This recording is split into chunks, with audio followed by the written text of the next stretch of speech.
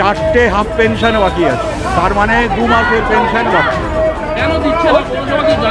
টাকা পৌরসভাতে এসেছে সরকারের পক্ষ থেকে 4 কোটি 44 লক্ষ সামথিং টাকা, এবং কর্তৃপক্ষ আমাদের বলেছিল সরকারের এই টাকা এলে পরে আমাদের টাকা দেবে, কিন্তু কর্তৃপক্ষ সেই টাকা দেয়নি।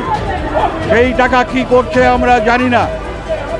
4.5 কোটি 44 লক্ষ টাকা সরকার দিয়েছে। আমরা আমাদের মাসে একবার করে আসতেই হয়। হ্যাঁ, বলা হয় না, কখনো কথা রাখে না। আগের বারে যেটা এসেছিলাম আপনারাও দেখেছেন, বলেছে যে আপনারা 3 থেকে 7 তারিখের মধ্যে আপনাদের টাকা দিয়ে দেবো, হাফ দিয়েছে, আর আপনাদের পরে কবে দেবো আমরা বলে দেবো। আজও পর্যন্ত তারা আমাদের বলেনি, ফোনও করেনি, এমনি ফিজিক্যালিও আমাদের কাউকে বলেনি যে কবে টাকা দেবে। আমরা তো আজকে এসছি, জানার জন্য এসছি, কিন্তু পুলিশ দিয়ে আটকে দিয়েছে, আমাদের যেতে দেওয়া হচ্ছে না। হ্যাঁ, আমরা তো কোর্টে আছি, 4টে গ্র্যাচুইটির মামলাতে আমরা জিতেছি।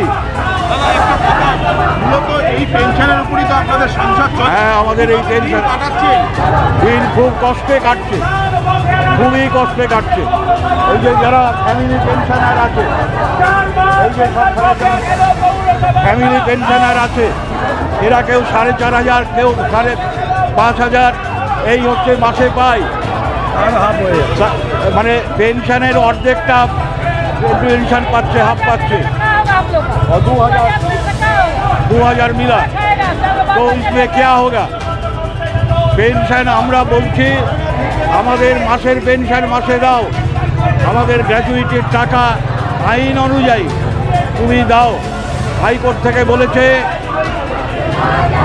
24 জনের একটা মামলা, বলেছে 31শে আগস্টের মধ্যে পেমেন্ট করতে হবে উইথ 7% ইন্টারেস্ট।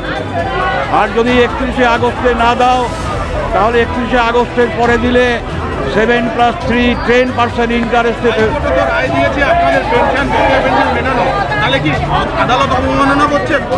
পৌরসভা আদালত অবমাননা করছে।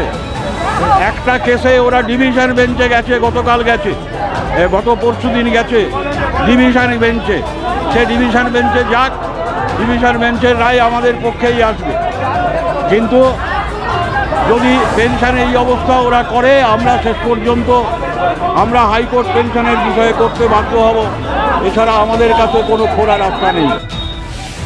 ভাটপাড়া পৌরসভায় যারা প্রাক্তন কর্মচারী বা যারা রিটায়ার্ড কর্মচারী, তাদের পেনশনটা দিতে গেলেই ভাটপাড়া পৌরসভার প্রত্যেক মাসের মতো এ মাসেও ফান্ড শেষ হয়ে গেছে।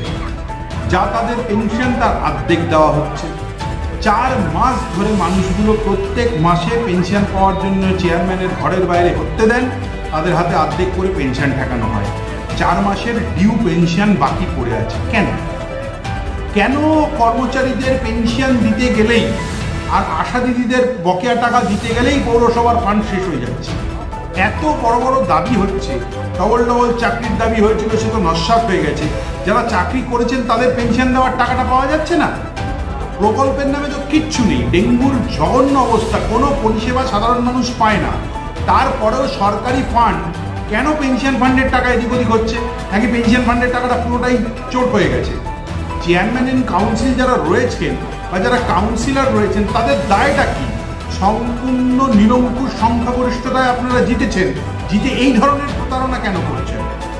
আমি পৌরপ্রধানের আজ পর্যন্ত কোনো সদুত্তর পাইনি কোনো গণমাধ্যমে।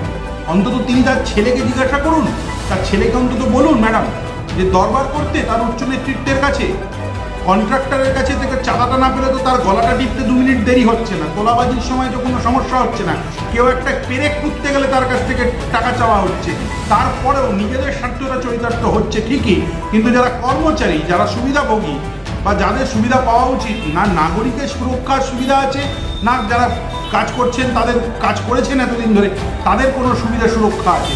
চলছে এটা কি? এটা কি মগের মুলুক নাকি?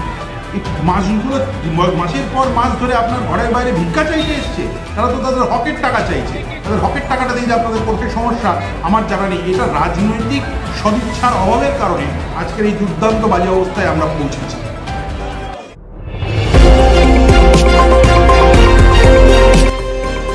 আমার বাংলা, সঙ্গে থাকুন, সঙ্গে রাখুন। আমার বাংলা।